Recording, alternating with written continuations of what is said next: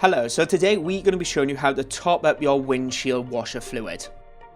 Before continuing, ensure you have the following items: a bottle of windscreen washer fluid, a plastic funnel, a water hose pipe, or alternatively you could use a bottle of water. Let's begin. Firstly, you need to locate your vehicle bonnet latch. Once located, you need to release your bonnet. Step 2. Open your bonnet and attach your bonnet support securely. Step 3. You need to locate your windshield fluid container. Usually this comes in a yellow or a blue cap, sometimes it is black, but you are looking for the windshield washer logo engraved onto it. Once located, remove the cap and place the plastic funnel inside. Step 4. Fill the container with a small amount of windshield fluid and the rest with water. Step 5. Once completed, close the container cap and safely close your bonnet.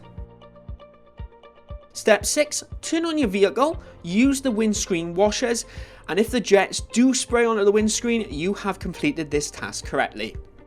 Of course, one day when your windshield washer fluid does drop, repeat these easy steps the next time you need the top of your windshield washer fluid.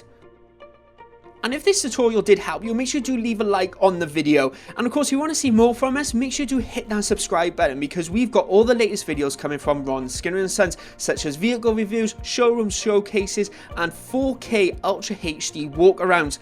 And let us know in the comments section below what maintenance tutorial should we do next. It'd be great to hear from you. Thank you very much for watching.